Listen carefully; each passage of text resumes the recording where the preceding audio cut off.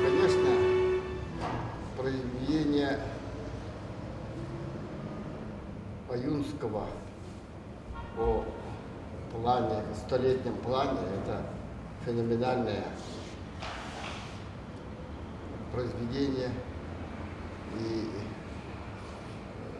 в таком, если принять его не в прямом смысле, а если учесть иносказания, то очень много удивительных откровений содержит вот этот столетний план Аюнского. Я бы хотел сказать, что тогда вообще в мировом масштабе, в мире оптимизма было много. Не то, что много, а оптимизм превалировал, что в будущем все будет прекрасно, все будет хорошо. А вот через 100 лет вы хотите у меня спросить мои предположения о следующих 100 годах, то я вижу, что не только у меня, но у всякого современного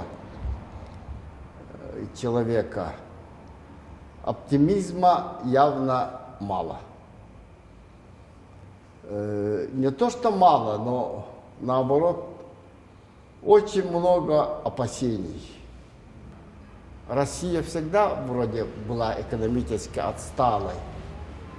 Всегда мы жили очень тяжело,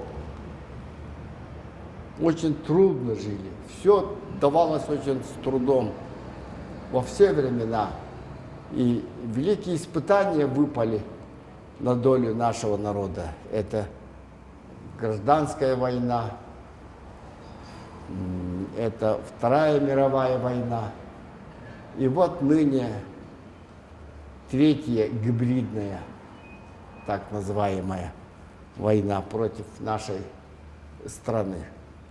Но, тем не менее, я думаю, может, я ошибаюсь, но я думаю, что единственное разумное государство остается только Россия.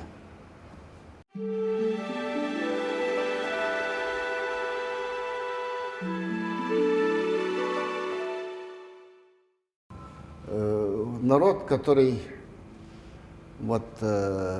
обрел свою литературу, которая вышла на мировой уровень, народ, который имеет театр высочайшего классического уровня, и народ, который вообще в искусстве, изобразительном искусстве, музыкальном искусстве обрел очень высокие образцы. Поэтому такой народ не потеряется. И наоборот, наверное, я думаю, что будет развиваться. И я думаю, что страхи, которые были, что человек утрачивает свою идентичность, они в прошлом.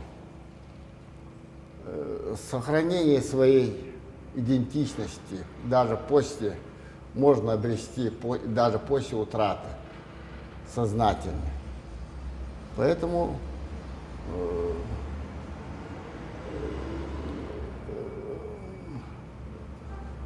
обладать своей идентичностью, это же очень престижно. поэтому я не боюсь этого. Конечно, какая-то часть, она может откажется, но это малая часть. И это та часть, которая способна к деградации. И таких людей имеет всякий народ. Это какая неизбежность. Поэтому об этом и не надо думать, это естественно.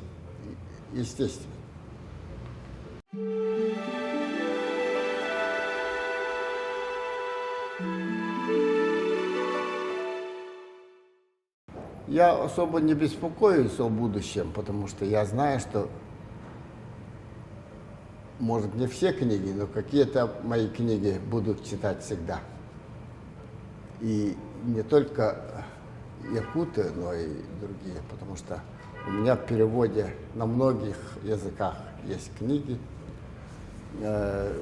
поэтому особо я не беспокоюсь об этом. Это время само выбирает. Иногда есть время, когда перестают вообще читать. И это проигрыш не писателя, а тех, которые утратили способность воспринимать. Это всегда периодический отход или периодически такая мода. Всегда было и будет. Это не страшно.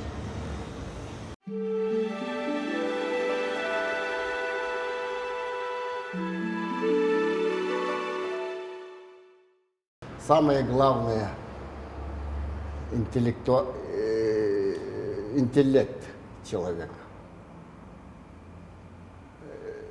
Я очень бы пожелал будущему поколению освоить прошлое своего народа, особенно интеллектуальные высоты освоить. Раньше о будущем всегда говорили с восторгом, а мы сегодня о будущем с опасением думаем. И поэтому что будет там и как будет, никто этого не знает. Но всякие времена, темные времена, они не навсегда, а они пройдут, и придут уже иные времена. Я вообще очень бы хотел, чтобы будущее поколение обратилось к своим предкам, чтобы вот интеллигенция, в частности якутская, советская интеллигенция 50-х, 60-х, 70-х годов, это удивительная интеллигенция, интеллектуальная, очень много читающая, сделавшая прорывы в технологии.